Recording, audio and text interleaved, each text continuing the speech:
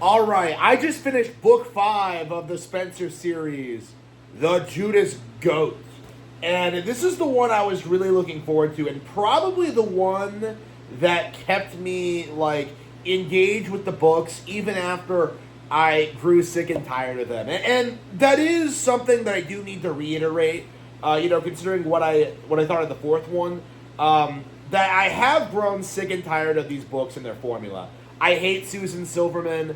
I hate the '60s woke narrative. I hate just the whole slant on certain things. The series is really interesting because on a technical level, it should be really appealing and badass, but because of the really obvious political agenda, it just kind of falls apart. These books are a really good example, I think, of how woke culture was normalized in America, was normalized in the West, because they're so prevalent in every single page of these books, and yet it's so much more appealing, superficially appealing, and well made than anything that gets made today. It's very, very interesting in that regard, and it's one of the reasons why I keep coming back to them, is that I do find them to a certain extent entertaining. Not necessarily because they're good books, quote unquote, but because I kind of enjoy thinking about the narrative and how that applies to real life, and just how obviously fake it is. I've talked extensively about how the first several books in this tried to normalize homosexuality. It tried to normalize whores becoming housewives. It tried to do all these really disgusting, depraved things. Okay, it's really shocking how brazen these books are about their subject matter, and they're just so low key about it that I think it would be very, very easy for '60s audiences to not really understand what was happening. It's very, very interesting seeing things that are still controversial today being propped up as if they're perfectly normal. Early on, I think in the fourth book, they had this conversation where oh yeah, men are more emotional than women. Obviously propaganda. Obviously that's a very good example of what I'm talking about here. But that's kind of how they introduce these woke aspects into these books, is to try and just make them a fringe aspect of the plot, that the characters have conversations about them, to try and normalize these ideas in the public. Okay, this is very, very apparent if you've been reading these books as much as I have. It's something that I'm not sure if other people have noticed. I don't know how popular these books are today. Actually, I have no idea if they're still seen as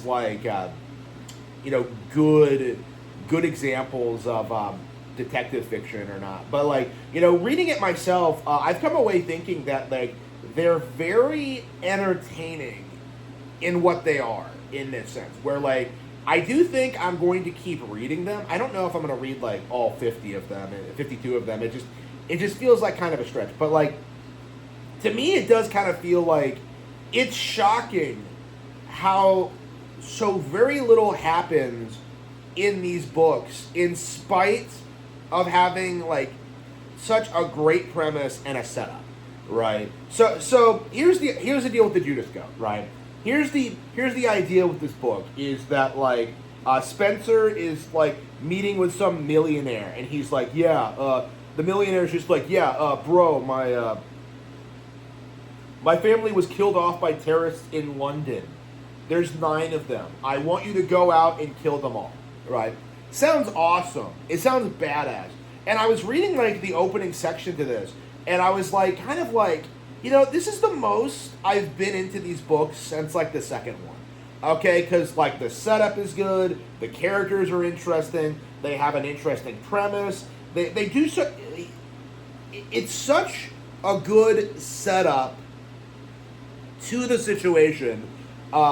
Such a great setup to the plot, and then you actually get to it, and the terrorists are a bunch of bitches. Okay, they're incompetent. They can't accomplish anything. You know, Spenser and his black best friend just go out and beat the shit out of them, like without even really trying, honestly.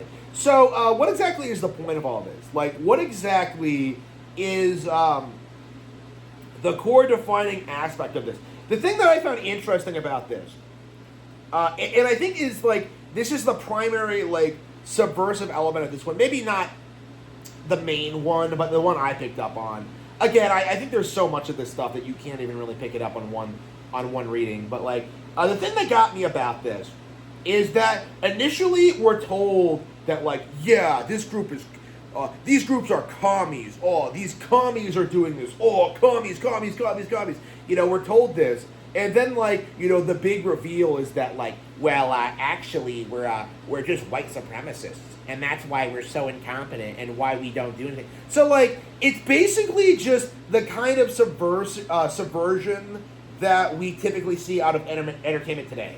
You know, the idea where, like, commies never do anything. Commies do nothing wrong. But it's, like, always the evil white fascist supremacists that do everything wrong. Oh, they'll even kill their own people. Oh, like, it's just so devoid of reality and just obviously propagandish that, like, I just couldn't help but laugh at it because they do this today, honestly. You see the media do this all the time where they always try and, like, downplay people's races. If you know, they won't talk about the race of shooters if they're black. You know, they'll, like, you know, constantly talk about how fascists are, like, the biggest threat to America while commies are going out, like, rioting and, like, causing all these problems. You know, like, it's very obvious that commies are the problem. Obviously. But, like, in society today. But, like, you know, the narrative has always been, like, no, the fascists are dangerous. The fascists are doing things. The fascists are, like, white supremacy. Like, it's just a giant cope. And it always has been. And this is a very good example of that. Of commies, and I do think it's safe to say that, like, Richard B. Parker was a communist, constantly project things that they do onto their political enemies. And I think this is a very, very, very good example of that. Because this was complete nonsense, okay? Yeah, we're gonna protest South Africa by killing Londoners. It's like, really? It's it just comes off like a complete joke. It really, truly, genuinely does. And, like, I do think that I'm curious at what point, like, more people are going to start catching on to this trend, because it does feel like we're kind of in the early stages of people, like, waking up to woke nonsense, specifically when it comes to, like, the way female characters are presented and, like, male characters. That's pretty much like a pop culture thing at this point. What I'm curious about is how long it's going to take for people to notice, like, the difference between how, like, commies are presented in media versus you know, supposed white supremacists.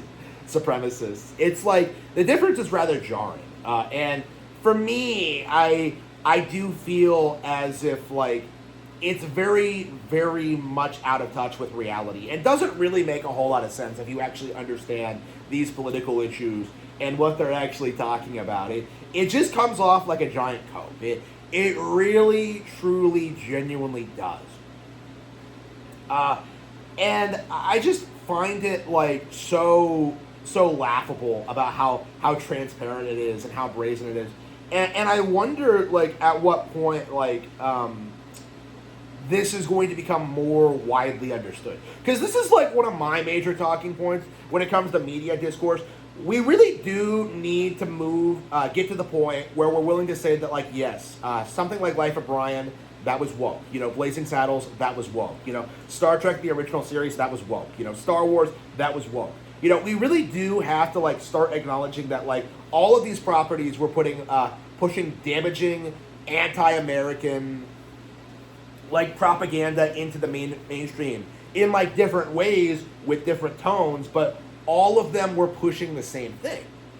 And it's kind of striking, you know, being a fan of Japanese media, seeing just how much more variety you get in, like, how different groups of people are presented.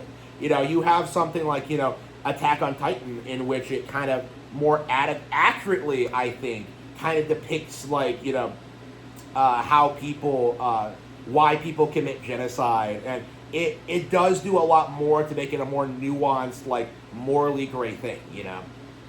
Again, like that's just an example. But like when it comes to like most westernized media, it's always like, yeah, this is bad, this is bad, this is bad. We can't do this ever. Oh, like this is bad. And like the reality is, it's just so much more nuanced than that. And none of these pieces of media really want to acknowledge the reality of why these things are so controversial and why these things are so terrible. I do think that it's collapsing organically. I do think we're in the early stages where people are starting to like acknowledge that the media they grew up with is like bad. Okay, at the moment it's like basically just complaining about cartoons looking not as good as not as good as anime. But then like I do think we're in the early stages of acknowledging of just how like subversive something like American Beauty is. How subversive films like The Life of Brian are. Like again, there are like countless examples of this stuff. And I do hope we are in the early stages of us kind of denouncing everything written after 1965. I do think that is like kind of there is such an interesting contrast between the quality of things like published before and after the 60s. Like it's very, very transparent. And I do think we do need to address this more going forward. It is a very good example of just how far society has fallen since that point.